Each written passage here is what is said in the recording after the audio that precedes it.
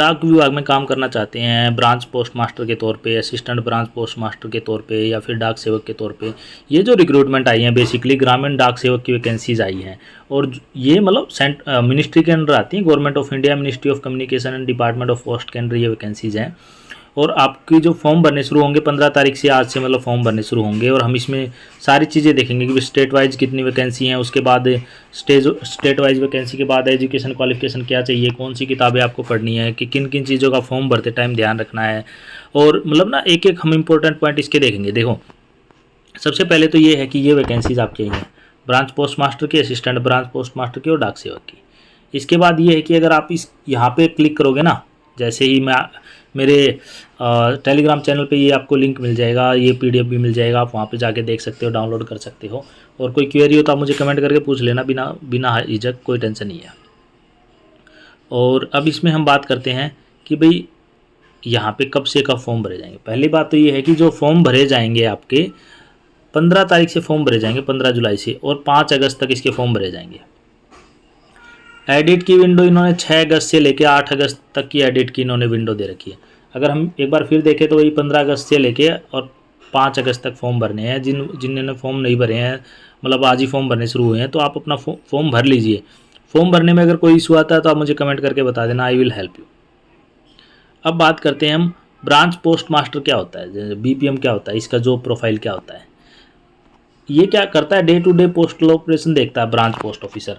जो मतलब इसमें एक चीज़ और जुड़ जाएगी, IPPB, Indian post payment bank, अभी ये नया आया है पोस्टल डिपार्टमेंट में, तो ये भी देखना है आपको।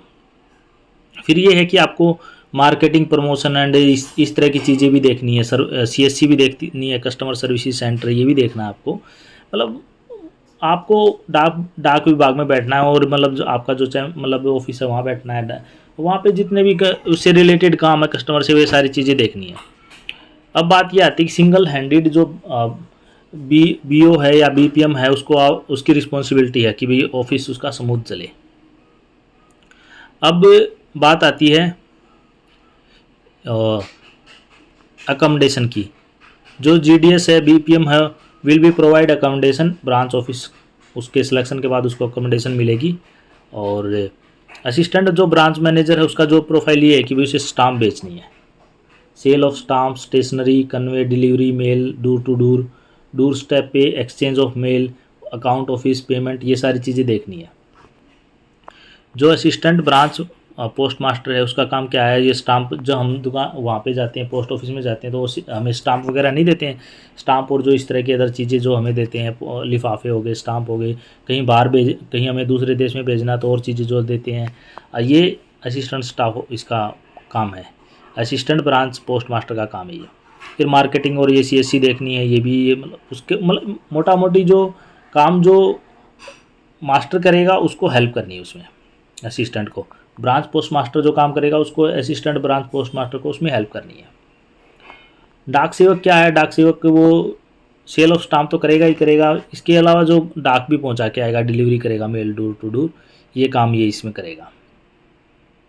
अब बात आती है भाई हम काम तो करेंगे, हमें सैलरी क्या मिलेगी।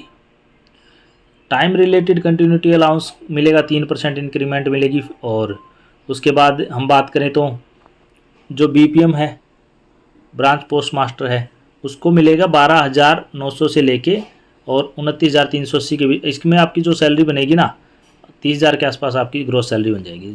जो ABPM है, डाक सेवक है, इसमें आपकी सैलरी 25,000 के आसपास बन जाएगी।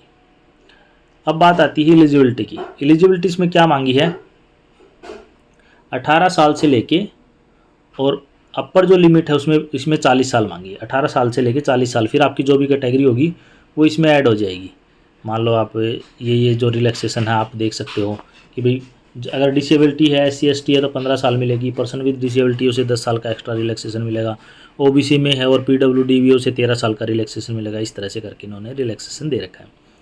एजुकेशन क्वालिफिकेशन में ये है कि भाई आपने सेकेंडरी स्कूल एग्जामिनेशन पास कर रखा होना चाहिए, या 10th मतलब आपने पास कर रखी होनी चाहिए। आपके पास मैथमेटिक्स एंड इंग्लिश जो बोर्ड स्कूल है वो आपके पास होनी चाहिए, इंग्लिश और मैथ होना चाहिए, ठीक है जी। और एप्लीकेंट की लोकल लैंग्वेज मतलब हर स्टेट में निकली है तो आपको लोकल लैंग्वेज वहाँ की आनी चाहिए। डाक तभी तो किसी के घर दे के आप आओगे जब वहाँ की लोकल लैंग्वेज आप नहीं जानते हो तो कैसे दे के आएंगे। और जो 23 ट्राइबल लैंग्वेजेज हैं, डायलेक्ट हैं, थर्ड उसमें ये लैंग्वेज है। आपको मतलब अगर जिस एरिया में लगना उस एरिया की लैंग्वेज आपको आनी चाहिए। फिर आपसे ये भी उम्मीद की जाती है आपको कंप्यूटर की नॉलेज हो, साइकिल चलानी आती हो, एडिक्वेट मीन ऑफ भैया आपको, फिर जो भी आपका रिजर्वेशन है वो मिल जाएगा आपको। फिर ये मतलब अप्लाई कैसे करना है ये बात है। अब बात आती है अप्लाई कैसे करना है। ये है आपकी इंडिया पोस्ट, ये है इंडिया पोस्ट। इसके बाद online.go.in पे जाके आप अप्लाई कर देना, आपको लिंक ये मिल जाएगा डिस्क्रिप्शन में। सिलेक्शन क्राइटेरिया क्या है, ये है applicant will be short listed. किस बेसिस पे शॉर्ट लिस्ट किए जाएंगे, जो मेरिट लिस्ट के बेस पे शॉर्ट लिस्ट किए जाएंगे। और मेरिट लिस्ट किस बेस पे, जो आपके नंबर आए हैं उनके बेसिस पे आपको, जो 10th के बेसिस में जो आपके नंबर आए हैं बोर्ड में 4 डेसिमल तक, उसके बेसिस पे आपको शॉर्ट लिस्ट किया जाएगा। फिर ये है जी, अगर आपने ग्रेड पॉइंट है तो आप उसको 9.5 से मल्टीप्लाई कर देना, जितनी भी आपकी ग्रेड है उससे मल्टीप्लाई कर देना, आपका फैक्टर बन के आ जाएगा। फिर हमारे पास आता है फिजिकल वेरिफिकेशन डॉक्यूमेंट आप दोगे, उनके डॉक्यूमेंट की वेरिफिकेशन भी होगी। कौन कौन से document, marksheet, identity proof, caste certificate, PW का सर्टिफिकेट, EDS का, ट्रांसजेंडर का, डेट ऑफ बर्थ का, और मेडिकल सर्टिफिकेट, फिर हेल्थ का सर्टिफिकेट, फिर इस तरह के कॉम्पिटेंट अथॉरिटी से जो भी सर्टिफिकेट आपने लेने हैं वो सारी चीज़ें आपके पास होनी चाहिए। करेक्टर वरेक्टर। फिर इसके बाद हमारे पास इम्पोर्टेंट पॉइंट आता है डिपार्टमेंट कॉल वॉल नहीं करेगा, ये कहना है इसका।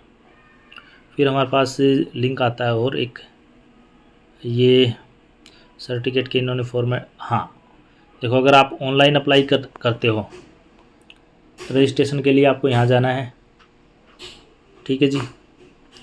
उसके बाद रजिस्ट्रेशन के बाद आपको फॉर्म ऑल्टर करने के लिए ये सारे आपको ये चीज़ डालनी है।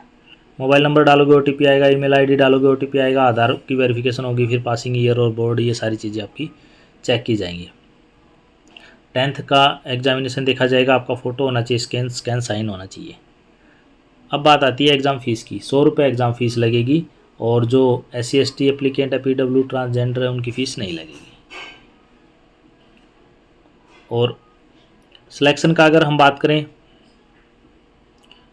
अब ये डॉक्यूमेंट आपको अपलोड करना, रिसेंट फ़ोटो, साइन, फिर सिलेक्शन, ये फिर वेरीफाई किए जाएंगे आपके डॉक्यूमेंट।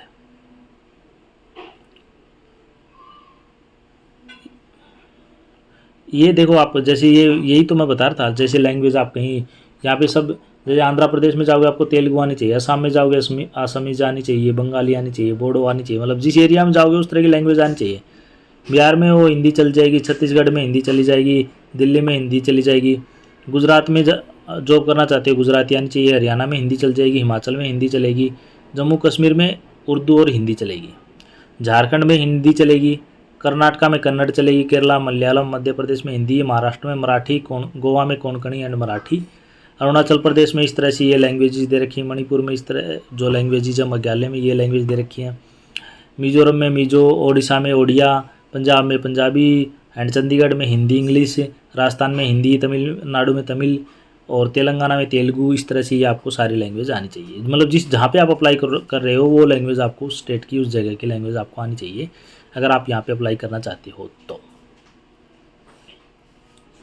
इसके बाद हम देखेंगे कि भाई स्टेट वाइज वैकेंसीज कितनी आई है, ये अंडरटेकिंग आपको बना के देनी है कि भाई मैं डिक्लेयर करता हूँ, मेरी जो चीज़ें हैं सारी ठीक हैं, डिक्लेरेशन में ये सारी चीज़ें ना, अंडरटेकिंग फॉर्म आपको ऑनलाइन भरना है, ये सारी चीज़ें आपको, कोई भी चीज़ नहीं है तो आप इस तरह का फॉर्मेट होना चाहिए। मोटा मोटी इनका कहना ये है कि आप कुछ दे रहे हो तो फॉर्मेट कुछ इस तरह का आपका होना चाहिए।